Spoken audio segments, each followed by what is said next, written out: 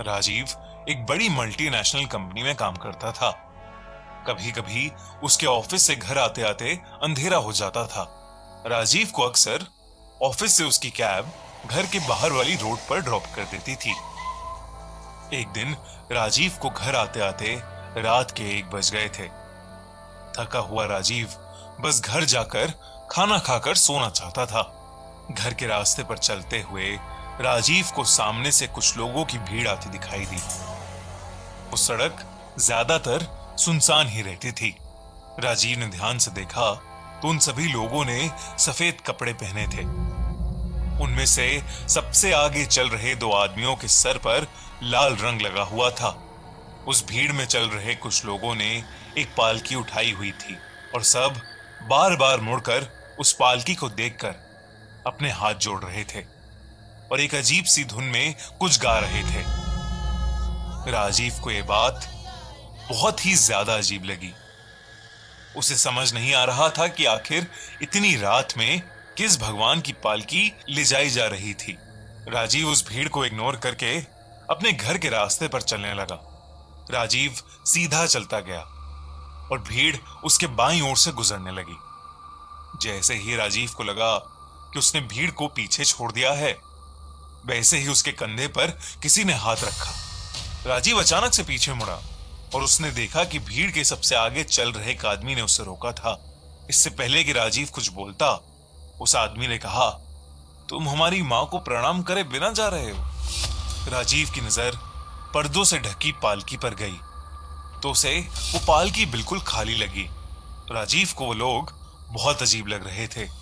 राजीव ने दूर से ही हाथ जोड़े और तेजी से वहां से निकलने लगा। तभी उसके पीछे से उसका हाथ किसी ने पकड़ लिया।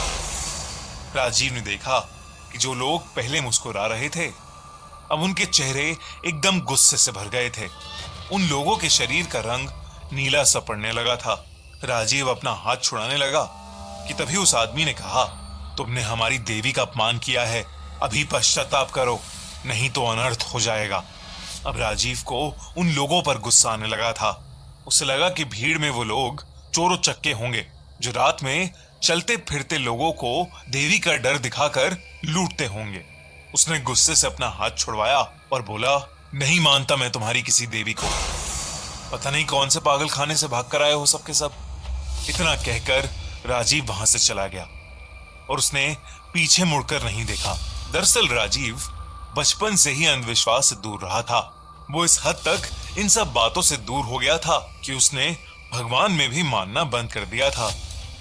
राजीव अपनी चाबी से दरवाजा खोलकर घर के अंदर आया तो उसने देखा कि उसकी वाइफ श्रुति सो चुकी थी। वो उसे उठाना नहीं चाहता था, इसलिए हाथ धोकर अपने लिए खुद ही खाना लेने किचन में चला गया। राजीव अभी भी उन लोगों पर गुस्से में बौखला रहा था और अपने दिमाग को शांत करने के लिए उसने एक ड्रिंक बनाने का सोचा। उसने विस्की की बोतल उठाई और फ्रिज के ऊपर रख दी। फिर वो फ्रीजर से बर्फ निकालने लगा। तभी उस फ्रिज पर एक रिफ्लेक्शन में दिखा कि उसके पीछे एक आदमी खड़ा है। वो वही भीड़ वाला आदमी था जिसके माथे पर लाल रंग लगा था। अचानक उसकी रिफ्लेक्शन देख राजीव घबरा गया और फ्रिज के ऊपर रखी बोतल फ्रिज से सीधा उसके पैर पर आकर गिरी। उस बोतल के टुकड़े टुकड़े हो गए और उस बोतल से निकला कांच उसके पैरों में घुस गया। राजीव बहुत जोर से चीखा और बोतल के टूटने से भी एक बहुत तेज आवाज हुई, पर श्रुति अपनी नींद से नहीं जगी। वो उठकर किचन में नहीं आई। राजीव की दर्द से हालत खराब हो रही थी और वो श्रुति को आवाज दिए जा रहा था। तभी राजीव को उसी गाने की आवाज आने लगी जो गाना पालकी ले जा रहे लोग गा रहे थे। वो गाना सुनते ही राजीव की मानो रूह ही कांप गई।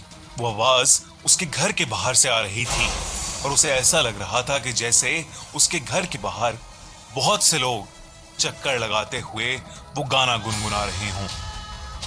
राजीव के पास अब कोई चारा नहीं था।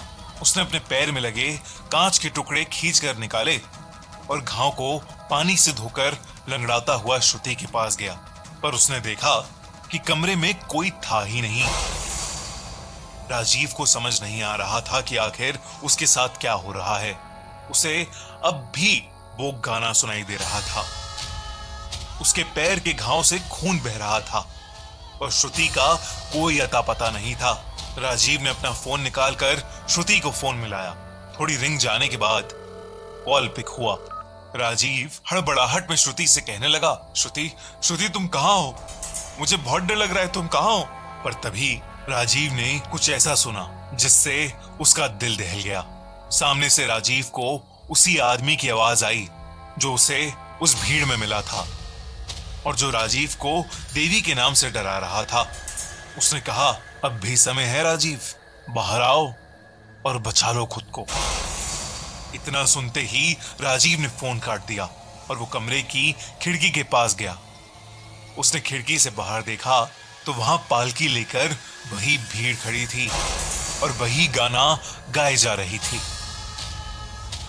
राजीव की नजर इस बार जब उस पालकी पर पड़ी तो उसे अंदर एक औरत की परछाई दिखी। राजीव को कुछ समझ नहीं आ रहा था।